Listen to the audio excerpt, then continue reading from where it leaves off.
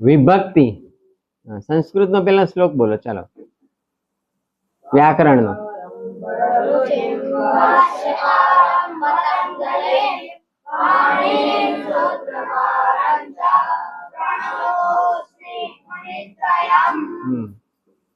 ત્રણ મુનિઓ થઈ ગયા, એમણે આ બધા વ્યાકરણના ગ્રંથો લખ્યા છે. સૌથી પહેલો ગ્રંથ વ્યાકરણનો લખ્યો કયા ઋષિએ લખ્યો?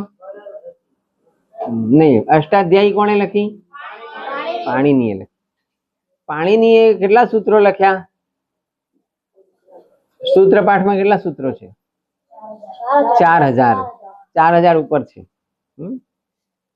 4000 સૂત્રો છે. 4000 સૂત્રો જે છે એના પહેલા એમણે પાણિનીએ કેટલા સૂત્રો લખ્યા?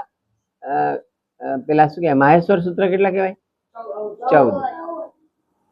એ માહેશ્વર સૂત્ર 14 કેવી રીતે બન્યા? યસ.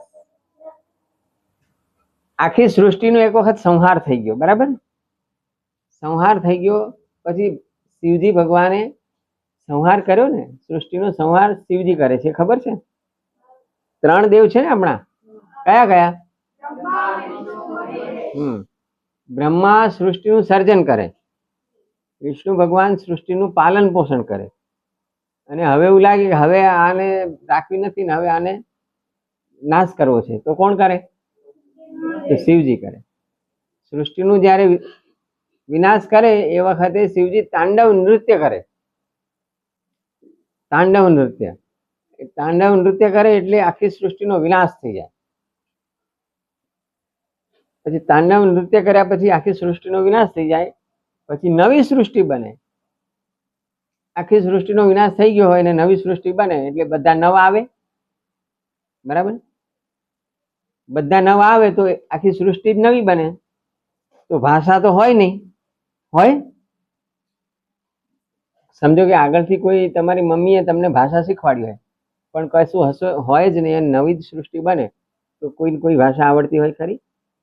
આવડે? બધું નવું બને તો એટલે ભાષા નવી બનાવવી પડે કે નહીં? એટલે શિવજીએ ડમરું વગાડ્યું. ડમરું ખબર છે? એને કહેવાય ઢક્કામ. સંસ્કૃત ભાષામાં ઢક્કામ વગાડ્યું. કેટલી વાર વગાડ્યું? 14 વાર. તો એનો એક શ્લોક છે, એ આવડે છે? બોલો. આવસાને નટરાજ રાજો ઢક્કાનવ પંચવાર ઉદ્ધત કામા સનકાદિ સિદ્ધા એક વિમર્શે શિવસૂત્રયા. કાલથી વ્યાકરણ ચાલુ થાય ને તો આ શ્લોક બોલજો. પહેલા આ બોલવાનું, બરાબર? 1 મહિના સુધી આ બોલવાનું. કોણ છે? હા, બંધ થઈ ગયું, ફરી ચાલુ કર.